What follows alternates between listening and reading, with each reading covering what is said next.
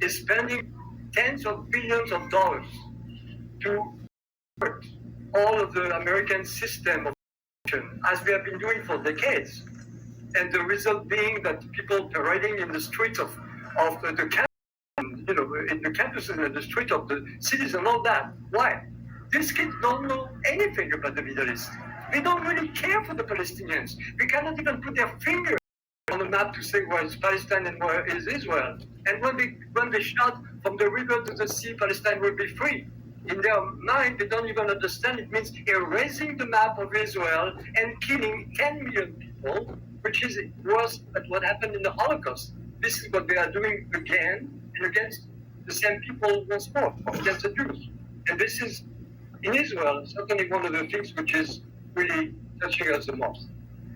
You know, Pierre, you've been living there for many years. You once lived in France, and then you moved back to Israel. And in our last discussion, which was several months ago, on the heels of what took place October 7th, 2023, you described how you had gone undercover speaking with many Palestinians and really being accepted by them because they thought you were one of them.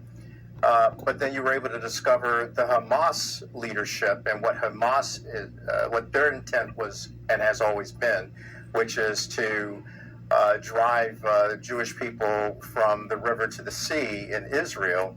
But let's go back to October 7, 2023, because those attacks on the kibbutzim as well as the city of Sderot, they not only attacked and killed Jewish people, but they killed Muslims, they killed Christians, they killed people representing more than 20 nations. Yet, you know, in your new documentary, it seems the world has forgotten that or overlooked that. Oh, they did big time. They don't understand. For the world, it's just Palestinians trying to be free from Israeli occupation. Maybe they went too far this time, but bottom line, it's like, it's not only the people of the streets, it's Guterres, the head of the United Nations. Instead of just condemning what happened on October 7th, he had to say it didn't happen in a vacuum. Let's talk about the context. What context? Who allows you to go in my house, burn my wife alive, and kill my children? Even if I have been kind of occupying your garden next door, it doesn't allow you to do that. There is no excuse for doing something like that. And yet you found excuses to them. So when you have the head of the United Nations, which is on their side because of Arab money, because let's not hide our eyes, let's say the things the way they are. Behind it, there is 1.8 billion Muslims. Out of 1.8 billion Muslims, there is about 15% of them who are radicalized. And if you make the calculations, if you make the maths, it's about the same size of the population of America. It means that you have 250 million Muslims who are ready to invade the rest of the world. And those people are represented by the Muslim Brotherhood. And who is on the top of the Muslim Brotherhood? Qatar. Qatar is a problem. Iran is a problem as well. But the problem in this specific situation, the hypocrite behind all this, the people who are perverting the entire planet, people who are corrupting the entire planet, the newspapers, the magazines, some TV shows, the American universities, it's Qatar. They are sending the money out. They even corrupted some people in Israel as well. I know it, And their goal is that, this is a basic goal of fundamental Islam. They want to conquer the rest of the world. Israel is on the way. That's a problem. Israel is on the way for two reasons. Islam was not an invented religion. It was made after Christianity and Judaism, okay? And in order for them to exist as a religion, they had to say that we are the first. So the religion before us, Judaism and Christianity, they are the fake religions. We are the ones that God had chosen. We are the chosen people. As long as the Jews were living in misery, as they were living in misery throughout the Middle East for centuries, it was okay. You can survive. You're what they call a dhimmi, which means a second-rate citizen protected by Muslims. You don't have the right to, let's say, ride a horse, because if you are on a horse, you would be higher than a Muslim, and it's not acceptable. And a lot of things like that. You had to pay a special tax to survive, called the jizya.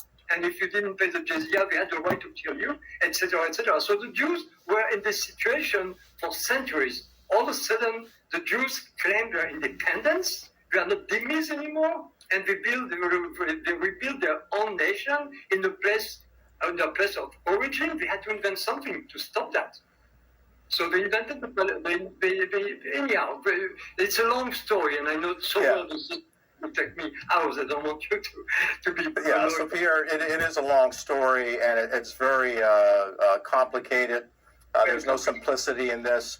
And as long as we're talking about it, we're going to take a break. And when we come back from that break, I want to continue to talk about your new documentary film called Pogroms and what this really captures. You've talked about some of it. Right now, that is a potential suspect. Former President Donald Trump is safe tonight after what authorities are calling a second assassination attempt, this time in Florida. The threat level is high. We have increased the amount of assets that we've supported, so we live in danger times. What we know about the gunman and how top leaders are responding just 50 days until the election. Fox 5 News at 10 starts right now. Fox 5 News at 10 starts right now. And thanks so much for joining us for Fox 5 News at 10. I'm Eric Perry. We're learning new details tonight about the gunman responsible for opening fire just a few hundred yards away from former President Donald Trump today. Federal authorities say the gunman is in custody. Fox 5's Eric Mock has been closely monitoring the developments throughout the day. Eric, scary situations. What have you learned? Absolutely. You know, this is the second attempt on former President Trump's life just in the last 2 months, and law enforcement has now identified this suspect as 58-year-old Ryan Wesley Routh. Now, we're still trying to figure out more about who he is, but this whole situation is raising questions about the security around the former president.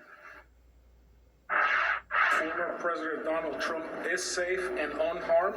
The update from the Secret Service after another attempted assassination against former President Donald Trump. Palm Beach County Sheriff Rick Bradshaw says a man was in the shrubbery surrounding the Trump International Golf Club in West Palm Beach and was armed with this AK-47 style rifle with a scope. Bradshaw says a Secret Service agent who scopes out the holes on the course ahead of Trump spotted the rifle barrel poking through the fence and immediately opened fire. And he was able to spot this rifle barrel down the fence and immediately engage that individual. The Secret Service says they're not sure whether the suspect, now identified as Ryan Routh, actually fired any rounds. Bradshaw says the shooter was close enough to the former president to possibly take a shot. Probably between 300 and 500 yards, but with a rifle and a scope like that, that's not a long distance.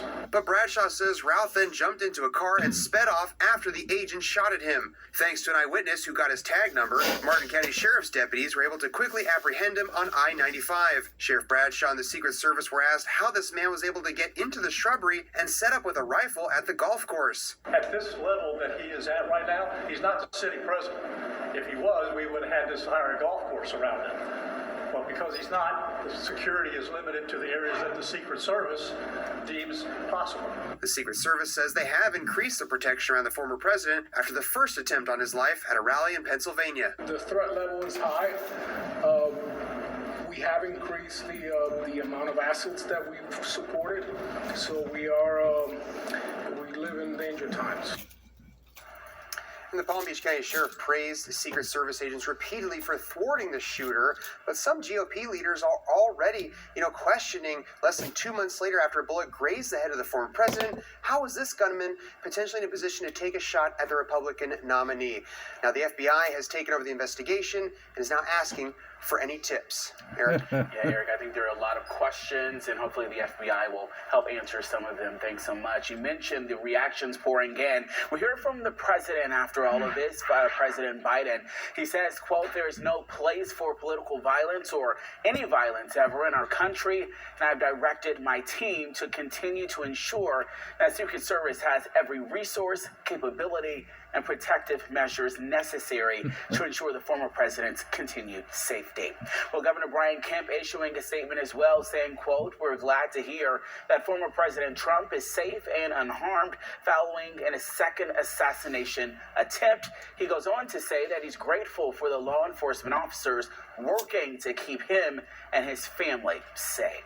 With Georgia Senator Raphael Warnock also commenting, saying thankful for law enforcement's swift action today that kept former President Trump safe. He also goes on to say we must condemn all political violence when it rears its ugly head. Of course, we will continue to monitor the latest developments That from the wasn't shooting what on they air or said in online at 2020. fox5atlanta.com. Other news to get to tonight, APD is asking for the public's help to help track down a homicide suspect. We're told he's in connection to a shooting that happened earlier this year. Well, APD says a 21-year-old man was found dead near the campus of Georgia State University. This was back in February. Police releasing a new sketch of the suspect. Take a look at this security video. It shows two people described as persons of interest. One woman wearing a blue sweatshirt, a man wearing a red sweatshirt inside of an elevator. Crime Stoppers offering a $5,000 reward for information.